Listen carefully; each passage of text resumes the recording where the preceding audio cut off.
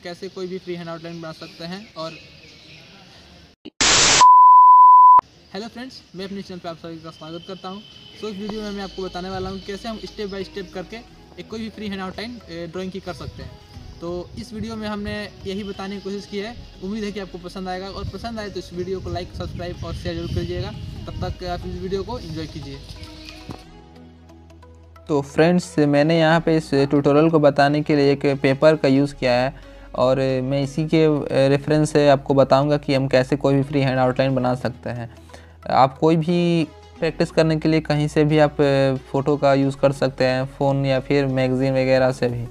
मैंने आपको अच्छी तरह समझाने के लिए ये न्यूज़पेपर के लिए और पेज अगर लेना हो तो आप कोई भी ले सकते हैं। बेसिक मैंने यहाँ पे चीप ब्रांड का ही लिया है, क्लासमेट, जो कि बहुत ही सस्ती आ जाती है, वो आप इस पर भी यूज़ कर सकते हैं। मैंने इसलिए लिया ताकि आपको समझने में आसानी हो कि हम कोई भी जब ड्राइंग करें, ज़रूरी नहीं है कि हम ज़्यादा एक्सपेंसिव पेज पे ही करें। इसीलिए मैंने यह चिप पेपर क्वालिटी का लिया है मैंने, ताकि आपको अच्छी तरह से समझा सकूं।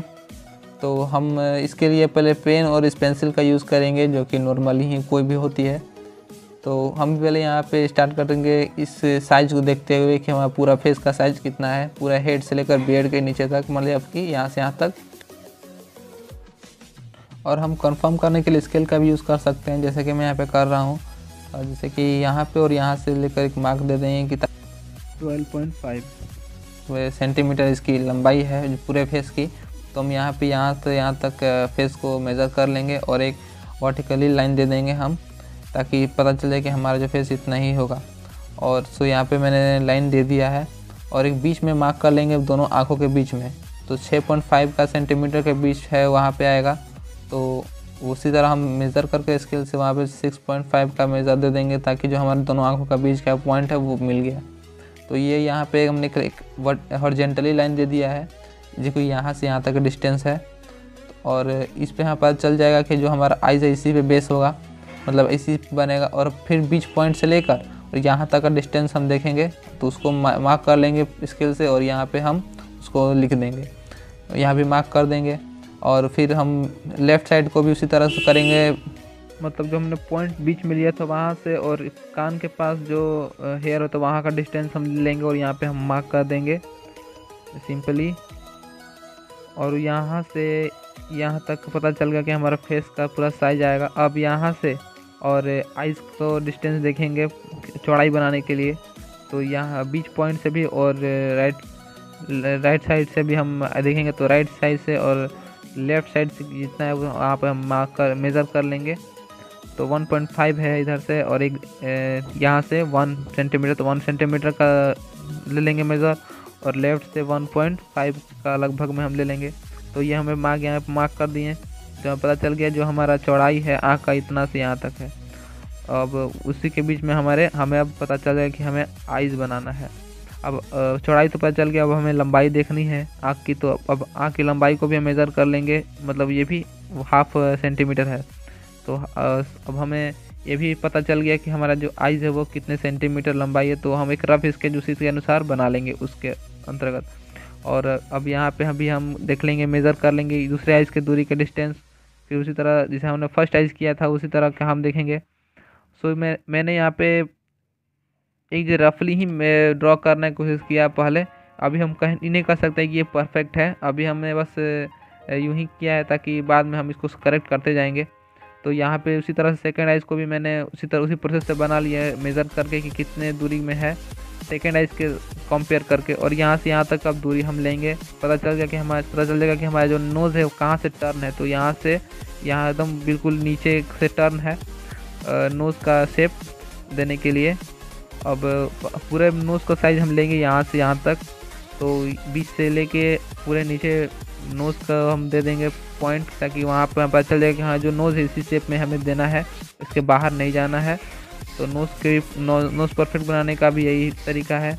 और सीधे आइज़ के नीचे देखेंगे कि इसको चौड़ाई बनाने के लिए आइज़ के नीचे हम बिल्कुल देखेंगे, ताकि वहाँ पे हमारा जो वहीं तक हमारा जो नोज़ है वहीं तक फिक्स है। तो उसके लिए हम वो लेंगे, और बार बार में हम करेक्शन भी करते रहेंगे जब लगेगा कि हमें कि वो जो हमने पहले बनाया था वो सही नहीं है, तो हम फिर बाद में उसको करेक्शन करेंगे।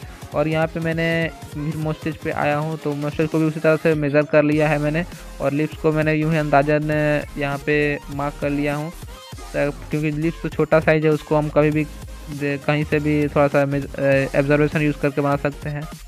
तो हर जगह मैंने यही प्रोसेस अप्लाई किया है कि मैं एक चीज़ बन जाने के बाद वहाँ से मैं मेज़र कर रहा हूँ कि वहाँ से उस मोस्टेज की दूरी कितनी है, तो उसी तरह से मैं मेज़र करके स्केल को लगा रहा हूँ और फिर पेंसिल से उसी तरह को शेप दे दे रहा हूँ। जैसे कि अब यहाँ पे आप देख रहे हैं कि मैं नोज़, मुझे लग रहा था कि थोड़ा सा वहाँ भी सही नहीं है, तो मैंने यहाँ पे सही। अब हम लिप्स जो बनाएंगे, लिप्स की लंबाई बनाएंगे तो देखना है कितना है, तो बिल्कुल वो आइज़ है, आइज़ की जो पुपिल होती है उससे हम नीचे ले जाएंगे पूरे आइज़ के लाइन को। ये इमेजनरी होगी जो कि मैं बताने के लिए यहाँ पे खींच दे रहा हूँ लाइन, लेकिन ये आपको खींचनी नहीं, आपको समझनी है कि जो लिप्स की लंबाई होगी वो पिपल की बिल्कुल नीचे कॉर्नर वो आएगा, तो ये पता चल गया कि हमारा जो लिप्स है उतना ही दूरी है। अब पूरे फेस का हम डिस्टेंस देखेंगे, जो हमने पहले मार्क किया था वो वही, वहाँ से अब हम यहाँ तक डिस्टेंस देंगे। तो और हम कुछ इमेजिनरी भी देखेंगे कौन किसके सामने है, उसके वहाँ से हम टर्न करेंगे।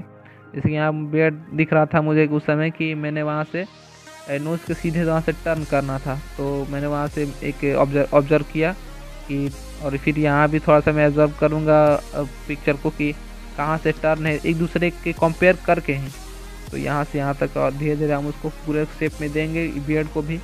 अब वहाँ से ये डिस्टेंस लेंगे कि कहाँ से टर्न है, तो यहाँ जो बाहर का जो आउटलाइन है बियर्ड का, तो पता चल गया कि हमें यहाँ से इसको टर्न करना है। तो अब यहाँ से बियर्ड को लेके अब ऑब्जर्व करके उसको भी उसी तरह से दे रहना है धीरे धीरे।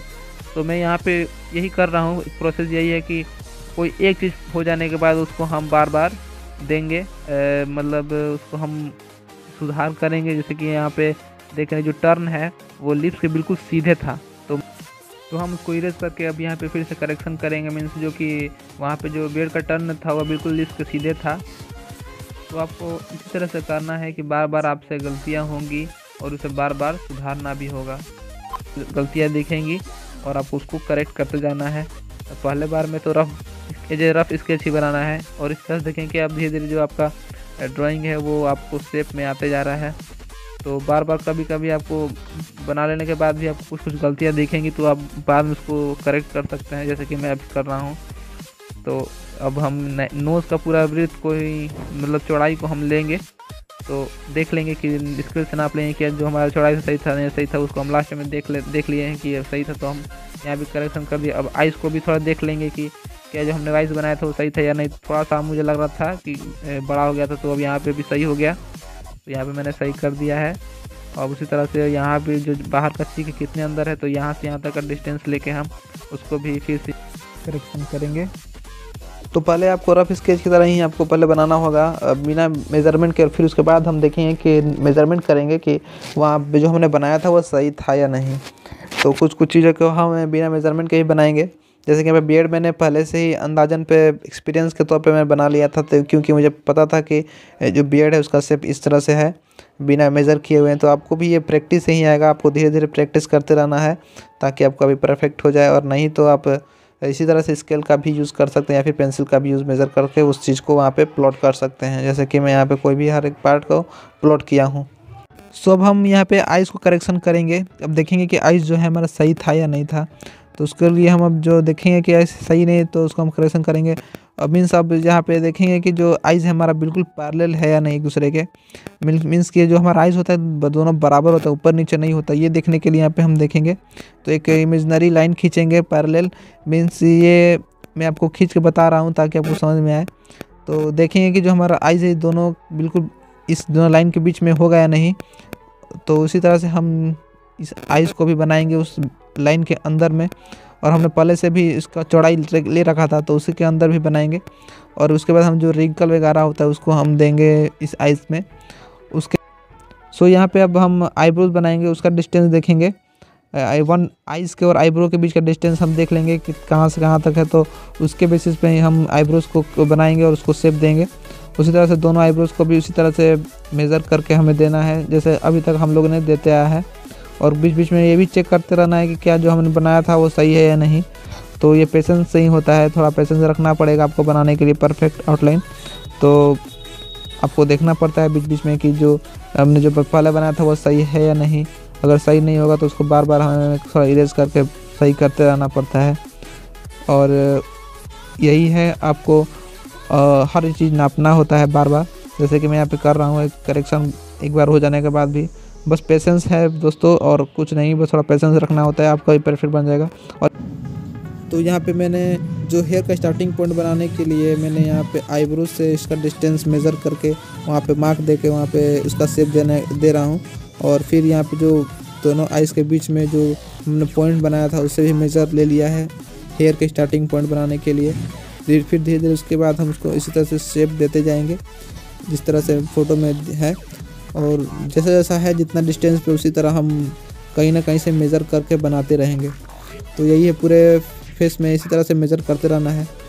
और उसके बाद हम यहाँ पे जो कान है उसको हम बनाएंगे यहाँ पे। तो कान का मेज़र हम ले लिए कि कितना इसका चौड़ाई है।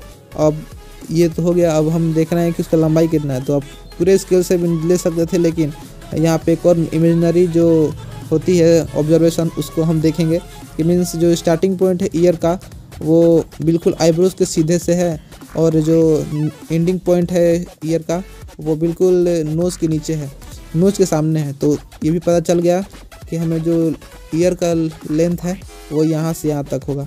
तो उसके बेसिस पे हम भी उसको एब्जॉर्ब करके यहाँ पे बना सकते हैं। तो इसका हमें मेज़र करने की ज़रूरत नहीं पड़ा, बस हमें पता चल गया, ऑब्जर्वेशन ही कर लिए कि यहाँ पे नोज़ है, यहाँ पे ईयर है। तो इसी तरह से आपको कहीं ना कहीं से मेज़र हर एक पार्ट को बनाने के लिए मेज़र करते रहना है ताकि आपका परफेक्ट आउटलाइन बन सके। तो ये हमारा लगभग कंप्लीट होते जा रहा है। जैसे कि मैं हेयर को बना लूँगा मेज़रमेंट का यूज़ करके। तो फ्रेंड्स, मैंने इस वीडियो को थोड़ा फास्ट करके बनाया है ताकि ये वीडियो लंबी ज़्यादा ना हो जाए, और इतना फास्ट नहीं किया है कि आपको समझ में ना आए। और इसमें मैं बीच बीच में आपको बताया हूँ जहाँ जहाँ पे ज़रूरत थी। तो होप आपको ये पसंद आया होगा, और इसी तरह से आप भी अपने पेंटिंग ड्राइंग कर सकते हैं। जो भी करना आप आउटलाइन फ्री हैंड आउटलाइन बना सकते हैं। सो इसका अगला पार्ट भी आएगा जिसमें मैं बियर्ड और हेयर शेड करके बताऊंगा, और आपको भी सिखाऊंगा कि कैसे हेयर और बियर्ड को हम शेड कर सकते हैं। तो इसका नेक्स्ट पार्ट भी आप देखना ना भूलिएगा, जिससे आपको बहुत ज़्यादा हेल्प मिलेगा। और यदि आप इस वीडियो से भी आपको ज़्यादा अगर हेल्प मिला हो तो मुझे सपोर्ट दिखा सकते हैं एक सब्सक्राइब बटन को क्लिक करके, और एक लाइक बटन। और आपको जो भी कुछ पूछना हो मुझसे तो आप कमेंट में पूछ सकते हैं। और इसी तरह से मैं और वीडियो लाते रहूँगा, तब तक आप मुझे सपोर्ट करते रहिए और सब्सक्राइब बिल्कुल कर दीजिएगा फ्रेंड्स। तब तक मिलते हैं हम नेक्स्ट पार्ट में। होप कि आपको बहुत कुछ सीखने को मिला हो। So take care, bye bye, keep learning.